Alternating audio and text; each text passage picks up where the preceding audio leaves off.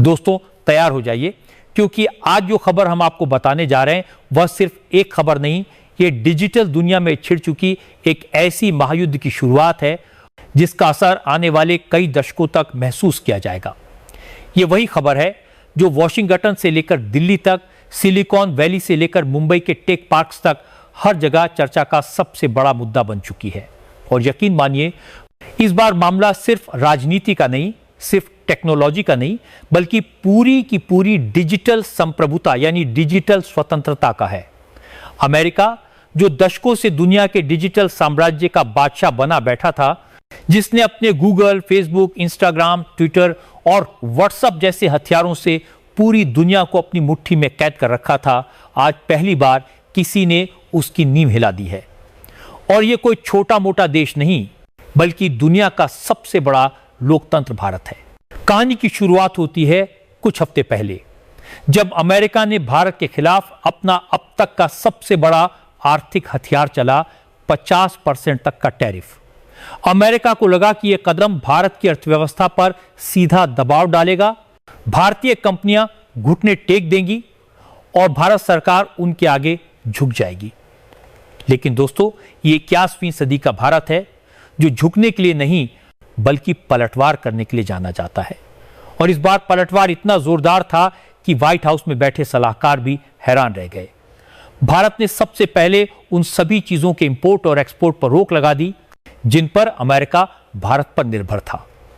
नतीजा यह हुआ कि अमेरिका की सप्लाई चेन में भूचाल आ गया। उनके बड़े बड़े उद्योगपतियों और कारोबारियों के चेहरे पीले पड़ गए और वहां की मीडिया में यह हेडलाइन बनने लगी, इंडिया स्ट्राइक्स बैक। लेकिन असली खेल तो इसके बाद शुरू हुआ। दोस्तों, यह तो सिर्फ झड़प थी। असली युद्ध का ऐलान तो तब हुआ जब भारत ने डिजिटल मोर्चे पर हमला बोल दिया। आज से पहले तक आप और हम सुबह आंख खुलते ही सबसे पहले जिस चीज का इस्तेमाल करते थे वो था गूगल, फेसबुक, इंस्टाग्राम, व्हाट्सएप या ट्विटर। हमारे बच्चों के होमवर्क से लेकर हमारे बिजनेस प्रोजेक्ट तक, हमारी हर छोटी बड़ी जरूरत के लिए हम इन्हीं अमेरिकी प्लेटफॉर्म्स पर निर्भर थे और यही निर्भरता अमेरिका का सबसे बड़ा हथियार थी। हमारा हर सर्च, हर मैसेज, हर तस्वीर, हर वीडियो, सब कुछ अमेरिका के सर्वर्स पर जाता था। हमारी पसंद नापसंद, हमारा सोचने का तरीका, हमारी खरीदने की आदतें, सब कुछ अमेरिका के पास दर्ज होता जा रहा था। भारत की 99% आबादी इन अमेरिकी डिजिटल सेवाओं का इस्तेमाल कर रही थी और इसके बदले अमेरिका अरबों खरबों डॉलर कमा रहा था। लेकिन अब भारत ने ठान लिया है अब और नहीं, और इसी संकल्प का नतीजा है कॉमेट। जी हां दोस्तों, भारत ने अपना खुद का स्वदेशी गूगल लॉन्च कर दिया है और इसका नाम है कॉमेट। यह सिर्फ एक सर्च इंजन नहीं, बल्कि भारत का डिजिटल ब्रह्मास्त्र है।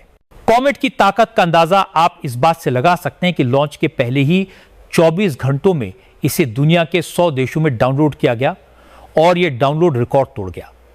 जैसे ही इसकी खबर फैली, सिलिकॉन वैली में आपात बैठकें होने लगीं, अमेरिकी टेक कंपनियों के शेयर गिरने लगे और अमेरिका के टेक जर्नलिस्ट ने खुलकर कहना शुरू कर दिया कि गूगल की बादशाहत खतरे में है। कॉमेट में वो सारी खूबियां हैं जो किसी भी आधुनिक सर्च इंजन में होनी चाहिए, बल्कि उससे भी ज्यादा सबसे पहली और सबसे बड़ी बात, आपका डेटा अब भारत में रहेगा। न चोरी, न जासूसी, न सेंसरशिप। जो कुछ आप कॉमेट पर सर्च करेंगे उसका रिकॉर्ड सिर्फ भारत के सर्वर पर होगा और उस तक पहुंच सिर्फ अधिकृत भारतीय अधिकारियों को ही होगी। दूसरी बड़ी खासियत, ये 23 से ज्यादा भारतीय भाषाओं में उपलब्ध है। अब इंटरनेट सिर्फ अंग्रेजी जानने वालों का अधिकार नहीं, बल्कि हर भारतीय अपनी भाषा में इसे इस्तेमाल कर सकेगा। तीसरी और सबसे खतरनाक ताकत, कॉमेट पूरी तरह एआई यानी आर्टिफिशियल इंटेलिजेंस से लैस है। यह आपकी पसंद नापसंद को सीखेगा, आपके लिए खुद से कंटेंट ढूंढेगा और आपको ऑडियो वीडियो के जरिए उसी भाषा में जवाब देगा जिसमें आप चाहेंगे। सोचिए, आप अपनी मातृभाषा में बोलकर कोई सवाल पूछते हैं और कॉमेट आपको उसी भाषा में जवाब दे देता है, वो भी सिर्फ टेक्स्ट नहीं बल्कि ऑडियो और वीडियो में। यह सुविधा आज तक गूगल भी इस स्तर पर नहीं दे पाया है। और तो और, कॉमेट आपकी इंटरनेट डेटा खपत को भी कम करेगा, यानी आपका 1 GB डेटा पहले से ज्यादा चलेगा, जिससे गरीब से गरीब यूजर भी लंबे समय तक इंटरनेट का फायदा उठा सकेगा। यह कदम सिर्फ तकनीकी नहीं बल्कि कूटनीतिक भी है। ऐसा कदम पहले चीन ने उठाया था जब उसने गूगल, यूट्यूब और फेसबुक को अपने देश में बैन कर दिया और अपने प्लेटफॉर्म्स लॉन्च किए। वजह थी डेटा सुरक्षा और अमेरिकी जासूसी से बचाव। अब भारत ने भी उसी राह पर कदम रखा है, लेकिन अपने तरीके से। भारत सिर्फ अपने देश में ही नहीं बल्कि वैश्विक बाजार में भी कॉमेट को पेश कर रहा है। शुरुआती चरण में इसे 32 देशों में लॉन्च किया जाएगा, जिनमें ऑस्ट्रेलिया, इंडोनेशिया, अरब देशों के साथ कई अफ्रीकी देश शामिल हैं। अमेरिका पर इसका आर्थिक असर भी बहुत बड़ा होगा। गूगल, इंस्टाग्राम, व्हाट्सएप और ट्विटर के सबसे ज्यादा यूजर भारत में हैं। अगर भारत एक दिन के लिए भी इन सेवाओं को बंद कर दे तो अमेरिका को अरबों डॉलर का नुकसान होगा, और अगर कॉमेट ने इनकी जगह ले ली तो यह नुकसान रोज का हो जाएगा। लेकिन दोस्तों, कॉमेट सिर्फ शुरुआत है। भारत जल्द ही ट्विटर, इंस्टाग्राम और व्हाट्सएप जैसे ऐप्स के भी भारतीय वर्जन लॉन्च करने की तैयारी में है। यानी आने वाले वक्त में हमारा हर मैसेज, हर फोटो, हर वीडियो भारत के सर्वर पर रहेगा और भारत के कंट्रोल में रहेगा। और यही वजह है कि अमेरिका की नींद उड़ चुकी है। खबर है कि अमेरिकी राष्ट्रपति डोनाल्ड ट्रंप ने पीएम नरेंद्र मोदी को अमेरिका आने का न्योता दिया है ताकि इस पूरे विवाद को बातचीत से सुलझाया जा सके। लेकिन असली सवाल यह है, जब भारत इस समय डिजिटल मोर्चे पर जीत की स्थिति में है तो क्या उसे नेगोशिएशन में जाना चाहिए या फिर इस मौके का फायदा उठाकर अपनी डिजिटल आजादी को पूरी तरह स्थापित करना चाहिए? तो दोस्तों, इस पूरी कहानी का निष्कर्ष किसी साधारण घटना का अंत नहीं बल्कि एक ऐतिहासिक मोड़ का आगाज है। यह केवल एक सर्च इंजन के जन्म की बात नहीं बल्कि उस डिजिटल क्रांति की घोषणा है जो आने वाले दशकों तक भारत की पहचान को बदलने वाली है। कॉमेट का लॉन्च सिर्फ तकनीकी विकास का प्रतीक नहीं बल्कि यह हमारे राष्ट्रीय आत्मसम्मान, आर्थिक स्वतंत्रता और डिजिटल संप्रभुता का झंडा है जो अब पूरी दुनिया में लहराने के लिए तैयार है। पिछले 70 सालों से अमेरिका ने अपने डिजिटल औजारों और कंपनियों के जरिए पूरी दुनिया के डेटा पर राज किया है। हमारे विचार, हमारी आदतें, हमारा कारोबार और यहां तक कि हमारे बच्चों की पढ़ाई तक सब उनके सर्वरों में कैद होकर उनके फायदे के लिए इस्तेमाल होते रहे। लेकिन आज भारत ने यह स्पष्ट संदेश दे दिया है कि अब वह दूसरों की डिजिटल गुलामी नहीं करेगा। कॉमेट का आना इस गुलामी की जंजीरों को तोड़ने की शुरुआत है। यह सिर्फ एक टेक्नोलॉजी का लॉन्च नहीं बल्कि मानसिक, आर्थिक और राजनीतिक मोर्चे पर आत्मनिर्भर बनने का सबसे बड़ा कदम है। कॉमेट के जरिए भारत ने यह भी साबित कर दिया है कि वह अब तकनीक का सिर्फ उपभोक्ता नहीं बल्कि नवाचार का निर्माता भी है।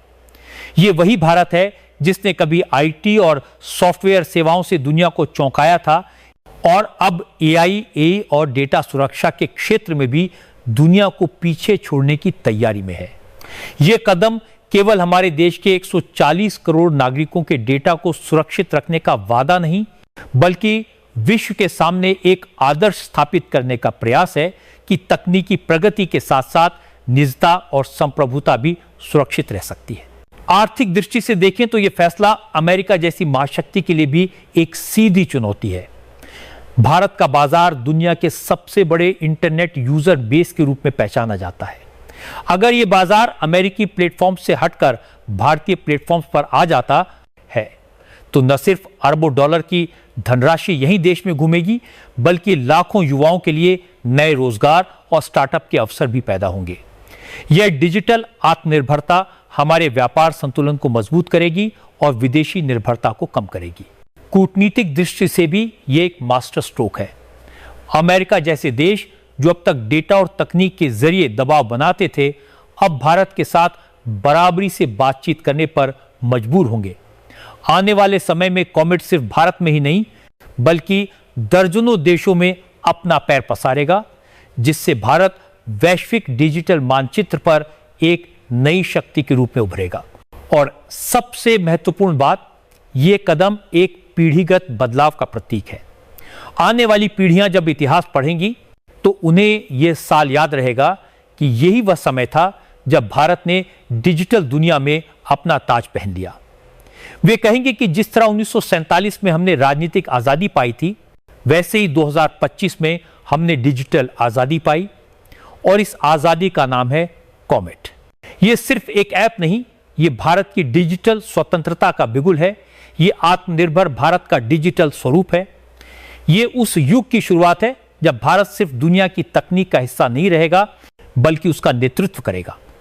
कॉमेट आने वाले कल का वह सूरज है जिसकी किरणें दुनिया भर के देशों को प्रेरणा देंगी कि तकनीक की असली ताकत अपने देश और अपने लोगों के हित में इस्तेमाल की जाए। और यही कारण है कि आज हम गर्व से कह सकते हैं, भारत अब डिजिटल गुलामी से मुक्त है और इस आजादी की गूंज आने की वाली सदियों तक सुनाई देगी।